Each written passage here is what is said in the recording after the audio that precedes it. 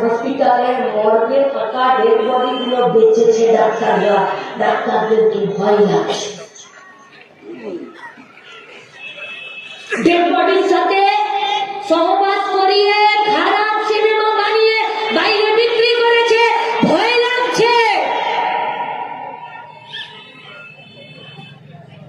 আমরা স্কুলে কলেজে পড়তে যেতাম, আমাদের মা বাপরা বলে দিত যে স্কুলের মাস্টার দিদিমণিরা এই 5 ঘন্টা 7 ঘন্টার জন্য তোদের মা বাপ পরে যখন কাজ করেছি, চাকরি করেছি, আজকেও যারা বিভিন্ন অফিস আদালতে চাকরি করে তারা জানে যে এটা আমার সব থেকে বেশি সুরক্ষিত জায়গা।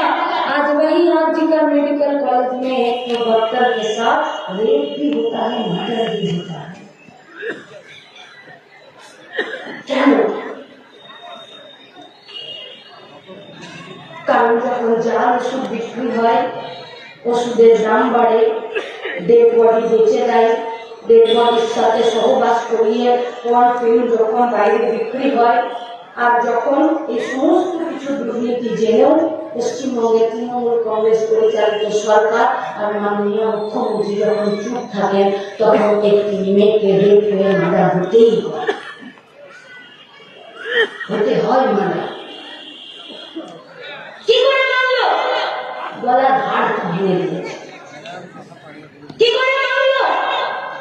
কোমরের একটা দিয়ে ঘন্টা ভেঙে দিয়েছে।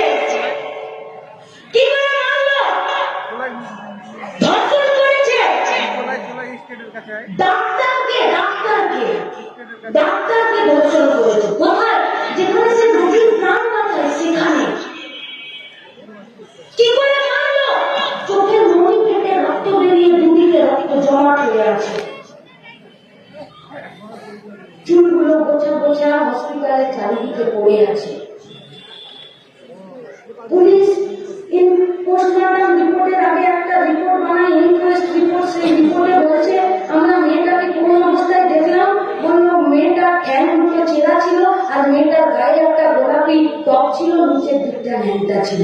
একটা মা বাপকে বসে বসে রিপোর্ট করতে হচ্ছে যে আমার মেয়ে ডাক্তার, ওই লোককে বাঁচাতে গেছে, আমার মেয়েরই শরীরে একটা গোলাপি টপ আর নিচের দিকটা ন্যাংটা ছিল, আর চুলগুলো সব ছেঁড়া ছিল, গলার হাড়টা ভেঙে গেছিল, আর গোটা শরীরে 24 জায়গায় আঘাত ছিল।